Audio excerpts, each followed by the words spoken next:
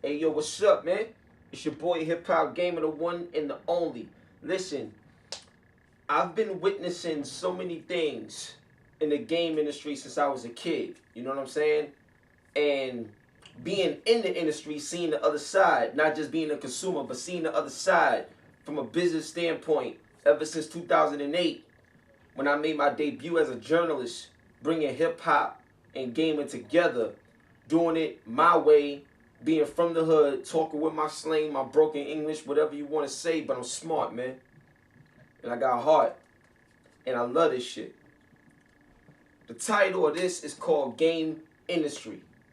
Bottom line, Game Industry. Part 1. The Rise and Fall of Fanboys. Now, to set it off, the first thing I want to mention is this, man. When I was growing up, and anybody that understands the era back in the 80s, when we had Atari 2600 and ColecoVision, you know what I'm saying, 8-bit Nintendo, Sega Master System, all of that, you know what I'm saying? When we was coming up, back when the arcades was something that you lived in. That era, like, we wanted everything. Sure, we debated and talked about stuff, but it was mainly games, not the actual, systems so much. You know what I'm saying? But at the end of the day, everybody wanted to have everything, especially then because honestly, we was poor. We wasn't able to have everything. But fortunately, my grandmom's hip hop granny, right there, you know what I'm saying? She worked so hard to make sure that I had everything when I was a kid. But not everybody from my hood and from that era was able to have everything. So when I say the rise and fall of Fanboy, pay attention to this breakdown that I'm about to do. First off, Super Nintendo and Sega Genesis. People still say that's like the golden era of our video game industry, right?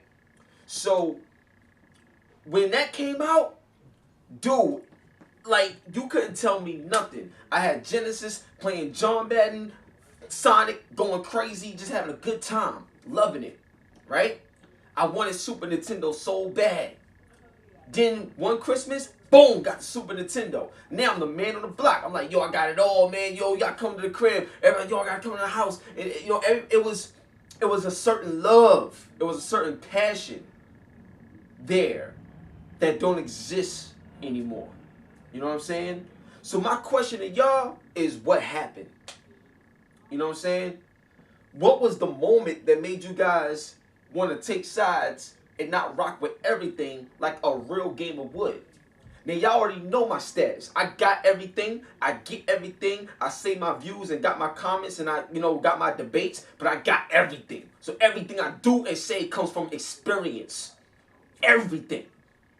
You know what I'm saying? Ain't nothing made up about me. I'm the hottest, I'm the realest and the rawest journalist ever to grace the face of this industry. And y'all know that. And if you think I'm lying or if you think I'm just bullshitting, you can ask anybody, whether you love me or hate me. When I come around, the passion and the love for the game industry, developers, the publishers, my fellow journalists, even the journalists that hate on me, people that banned me from N4G, all that other stuff, no matter what people did to me, I still love them because I love games. And I love people that's in the game industry. This is what it's all about. Ain't no fanboy here. We don't rock like that.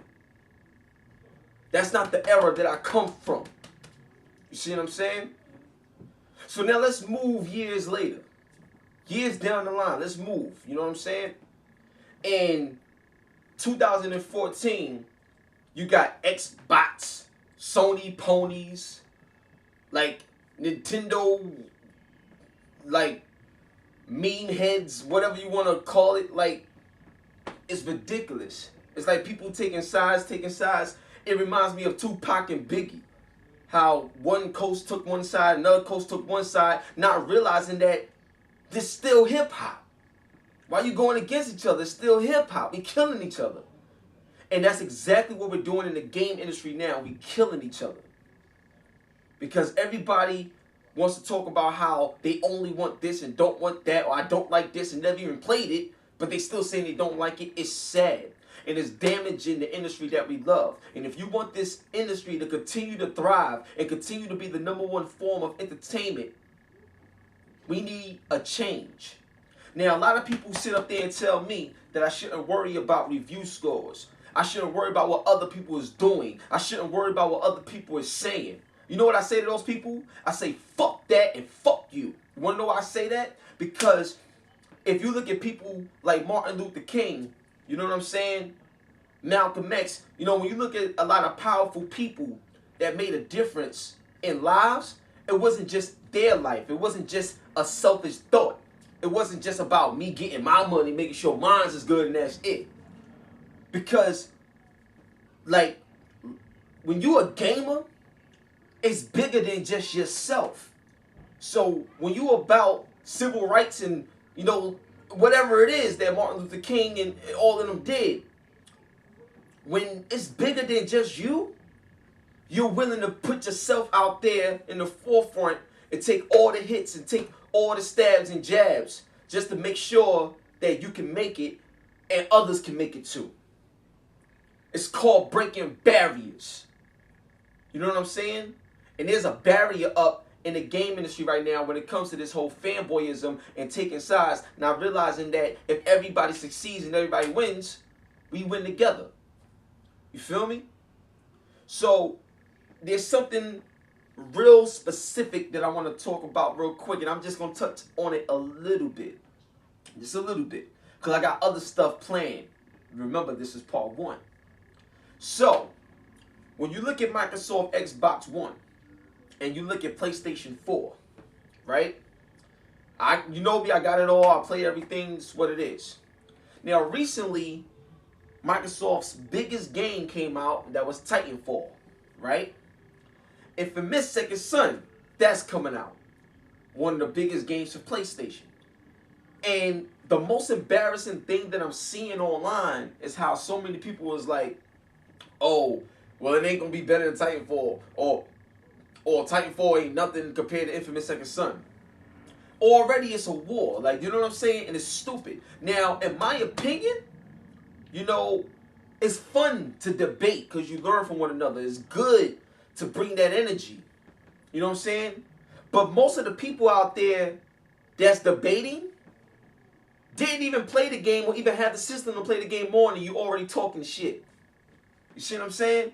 That's a problem in the industry. In this day and age, we got social media, so everybody's following everybody, so your words is much more powerful than they ever were. That means that we got to be that much more responsible for the industry that we love. Now, I'm going to target the industry right now. Now, there's a lot of journalists in the industry, right, that purposely sabotage other games simply because they're fanboys themselves. And here's the root of the problem that I can't stand right now. You know what I'm saying? So you got the IGNs of the world. You got GameSpot. You know what I'm saying? You got Kotaku. You know, shout out to my people's Dual Shockers. You know what I'm saying? Got my people Shut the Fuck Up and Play.com. You got myself, HipHopGamer. You know what I'm saying? You already know what it is.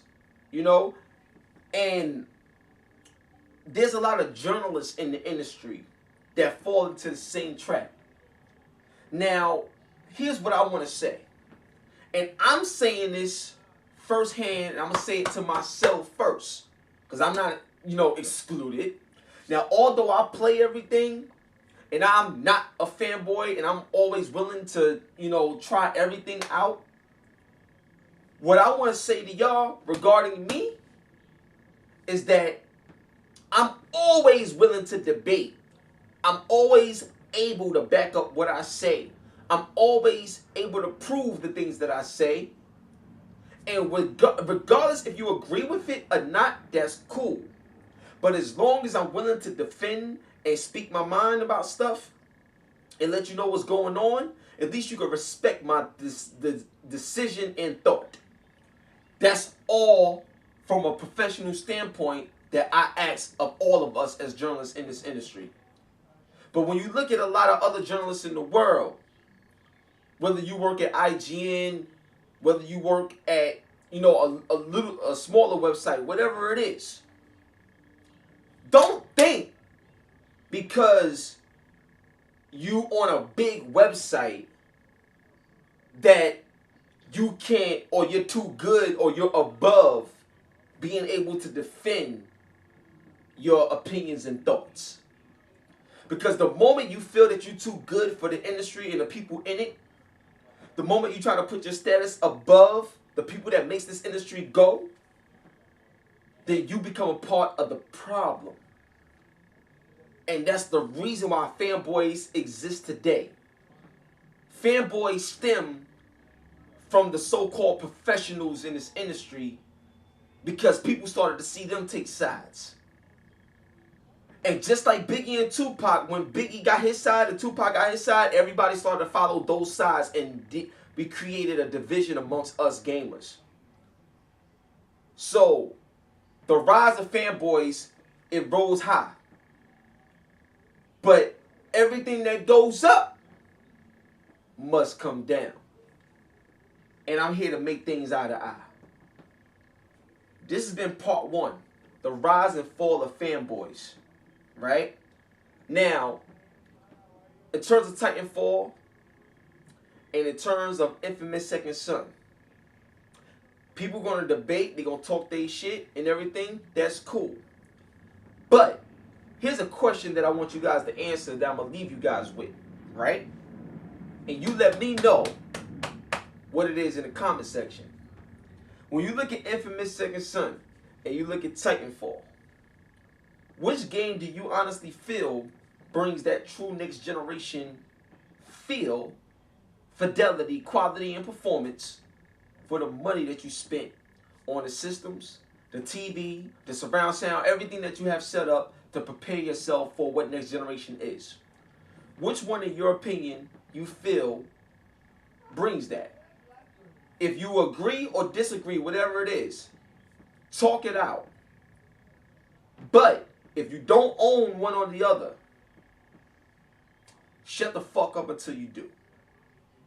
Let's get it poppin', man. It's your boy HipHopGamer. One love and God bless. And real talk, I really love y'all, man. I love this game industry. I love everybody involved in it, man. I really do. I just want us to be more responsible, to make things better, and bring us together more, because we too divided. And this fanboy stuff, it's over.